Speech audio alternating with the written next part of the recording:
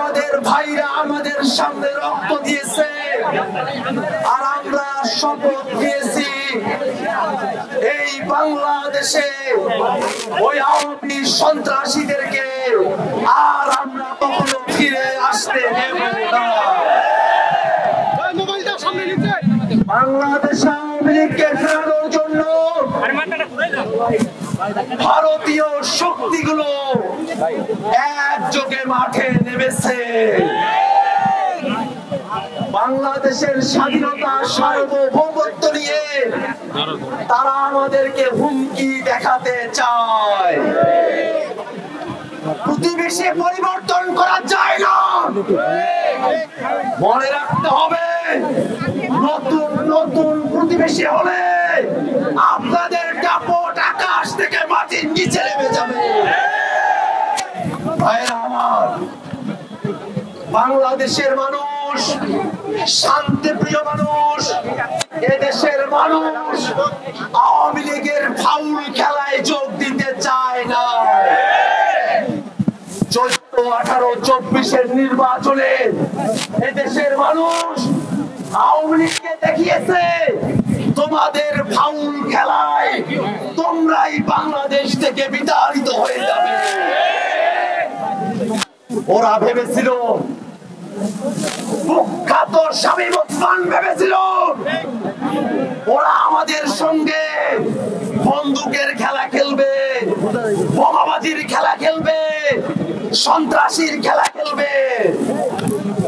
আর আমাদের শহীদেরা বুকের তাজা রক্ত রাজপথে ঢেলে দিয়ে নিজেদের খেলা নিজেরা খেলে আওয়ামী লীগকে বাংলাদেশ থেকে উৎখাত করেছে। আওয়ামী লীগ এটা বাংলাদেশি কোন রাজনৈতিক দল না,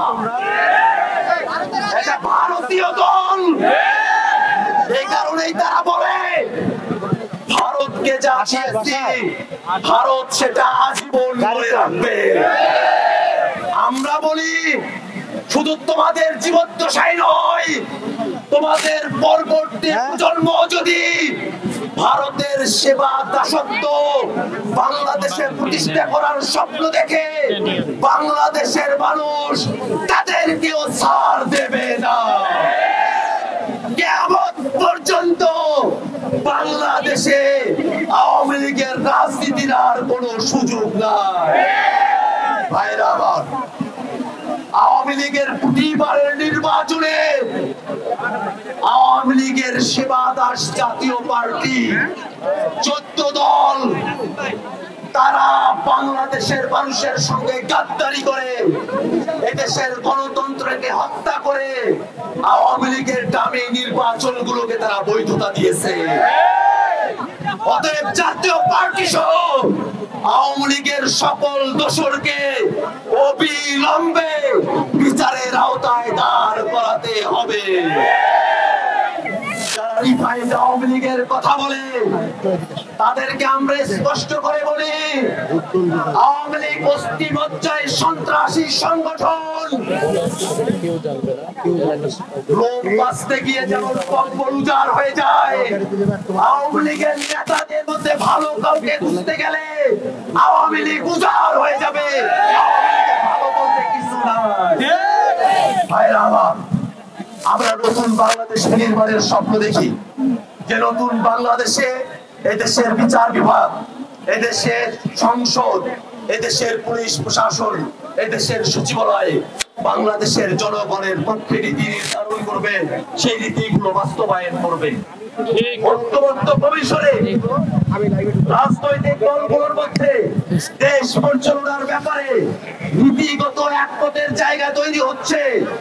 আমরা শপথ চাই, নীতিগতভাবে দেশ পরিচালনার যে শপথ আমরা নিচ্ছি সেটাকে কার্যক্ষেত্র বাস্তবায়ন করতে হবে।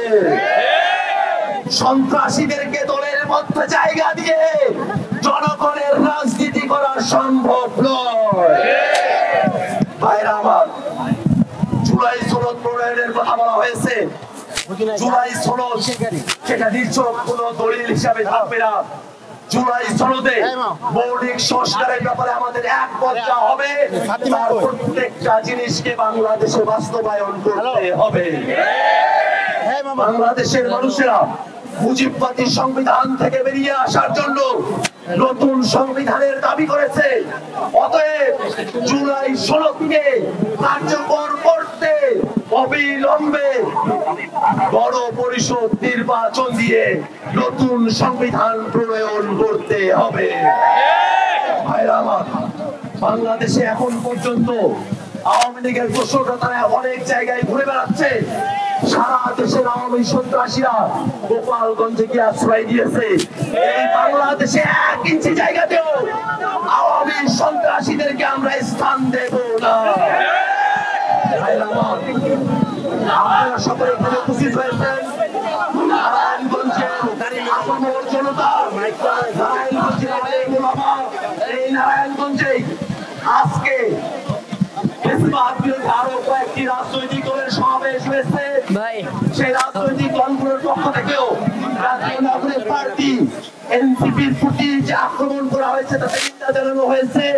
আমরা আজকে নারায়ণগঞ্জে অন্যান্য রাজনৈতিক দলের নেতৃবৃন্দ, আপনারা যারা জাতীয় নাগরিক পার্টি এনসিপির প্রতি সহানুভূতি প্রকাশ করেছেন, প্রতিবাদী হয়েছেন, তাদের সকলকে আমাদের পক্ষ থেকে আন্তরিক কৃতজ্ঞতা জানাচ্ছি। ইনকিলাব জিন্দাবাদ।